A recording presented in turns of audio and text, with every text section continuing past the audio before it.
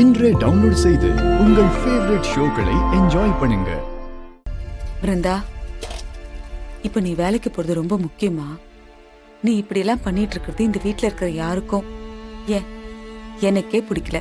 இப்ப உனக்கு என்ன குறை? காலேஜுக்கு போனோமா, நல்லா படிச்சோமா, வீட்டுக்கு வந்து நிம்மதியா இருந்தோமான்னு இல்லாம உனக்கு எதுக்கு இந்த வேலையெல்லாம்? இதெல்லாம் ஒண்ணும் வேணாம். நீ ஒழுங்கா படிக்கிற வேலையை மட்டும் பாரு. நான் சொல்றது புரிஞ்சுதா? என்ன வள்ளியம்மா, என்ன பார்த்தா எல்லாருக்கும் தொக்கா இருக்கா?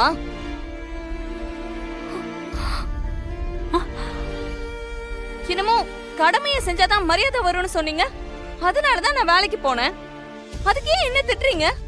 நான் வேலைக்கு போக கூடாதா? நான்லாம் சம்பாதிக்க கூடாதா? பிருந்தா, என்ன குரல் ஒசருது? பெரியவங்க கிட்ட நீ இப்படிதான் பேசுவியா? ஆமாக்கா, எல்லா இடத்துலயும் உனக்கு ஒரு நியாயம் எனக்கு ஒரு நியாயமா? நீ மட்டும் படிச்சுக்கிட்டே ஆட்டோ ஓட்டலாம், பார்ட் டைம்ல வேலை பார்க்கலாம், நான் பண்ண கூடாதா? இப்ப என்ன, நான் என்ன திருடிதான் வந்தேன்? உழைச்சு தானே சம்பாரிச்சேன். இதுவும் ஒரு வேலை தானே. என்ன பேச்சு பேசிட்டு இருக்கமா? சுமர், அவ சின்ன. இங்க பாரு, நீ வேலைக்கு போக கூடாதுன்னா போக கூடாது, அவ்வளவுதான். ஏன் ஏன் போக கூடாது? நீ வேலைக்கு போக கூடாதுன்னா நான் கஷ்டப்பட்டுட்டு இருக்கேன். நம்ம அண்ணன் நீ இந்த மாதிரி பியூட்டி பார்லர்ல வேலை பாக்குறது தான் உனக்கு கஷ்டப்பட்டு படிக்க வச்சுச்சா?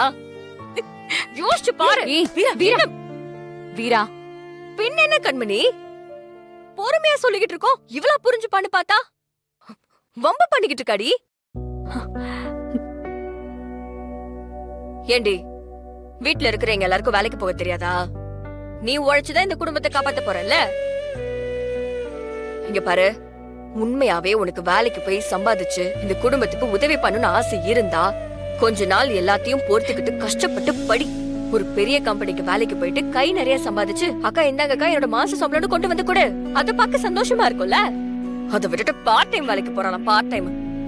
இனிமே நீ வேலை கீழன்னு வீட்டை விட்டு வெளியே கிளம்பி பாரு, அப்புறம் இருக்கும் உனக்கு.